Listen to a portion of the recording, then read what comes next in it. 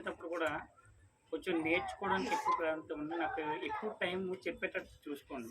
కొంచెం ఎక్కువ అల్లరి చేయకండి కావాలని. ఇప్పుడు అల్లరి చేయడం వల్ల ఏమవుతుంది, ఎక్కువ కొంచెం కొన్నిసార్లు మితిమీరుతుంది. కావ్యాన్ని కాదు, మిగతా వాళ్ళు కొంతమంది పిల్లలు ఎవరైనా అలా మితిమీరినవ్వకుండా చూడండి. అర్థమవుతుందా? అడ్డుకట్ట వేయలేని నదీ ప్రవాహం సముద్రంలో కలిసిపోతుంది ఎప్పటికైనా. నదులు ఉంటాయా? నదులు పారుతూ ఉంటాయి, తెలుసా మీకు? దానికి అడ్డుకట్ట వేస్తారు.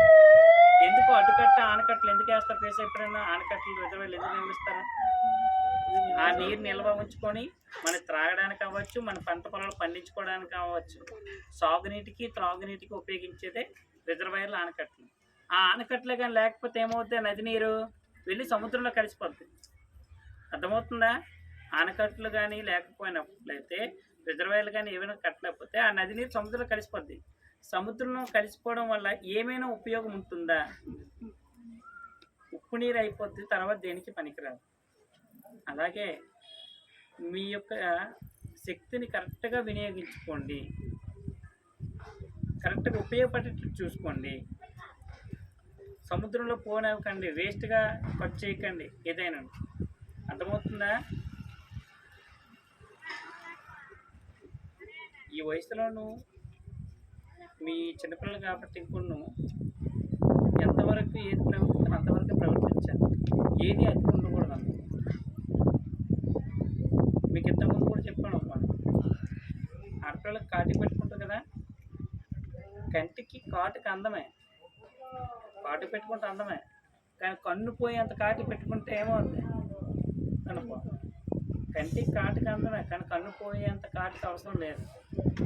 పిల్లలకి మీకు అందమే, కానీ మరీ పాఠం చెప్పలేనంత అల్లరి చేయకండి. మ్యాక్సిమం మీరు అంత చేయరు, ఒకరిద్దరు మధ్యలో కొంచెం డిస్టర్బెన్స్ చేస్తారు కానీ చూసుకోండి. ఏదైనా చెప్పేటట్టు చూసుకోండి పాఠాలు కట్టండి. ఓకే, ఇంతటితో అర్థం మనకి ఎందుకు ఎక్కువ చెప్పినా చెప్పొచ్చు. బోల్డ్ మాటలు ఉన్నాయి. శ్రీశ్రీ ఇంకో మాట కూడా అంటాడు, నువ్వు దిలీప్ కూడా గురించి చెప్తే, నువ్వు పడుకున్న పరుపు నిన్ను చీదరించుకోకముందే కింద బొంతపరుచుకుంటావా, పడుకుంటావా? అలాంటి పరుపు నిన్ను చీదరించుకోకముందే లెగు. సాధ్యమైతే పరిగెత్తు నువ్వు అనుకున్న లక్ష్యాన్ని చేరుకోవడానికి. అది అవ్వకపోతే నడుచుకొని వెళ్ళి సాధించు. అది చేత కాకపోతే రాకుతూ వెళ్ళు, కానీ చివరికి నీ లక్ష్యాన్ని చేరుకోవాలి ఏదో ఒక విధంగా. మరి మీ లక్ష్యాలు ఏంటి? ఏదో ఒక స్థాయిలోకైనా మనకి మంచి జాబ్ అవ్వచ్చు, ఇంటర్మీడియట్లో ఫస్ట్ ర్యాంక్ అవ్వచ్చు, ఎంసెట్ అవ్వచ్చు. ఇవి మీ ముందున్న లక్ష్యాలు కాబట్టి ఏదో ఒక లక్ష్యాన్ని ఖచ్చితంగా చేరుకోండి. అర్థమవుతుందా? ఖచ్చితంగా చేరుకోవాలి కూడా. అలా చేరుకునేటట్టు మీరు ముందు ఉంటారని నేను ఆశిస్తున్నాను.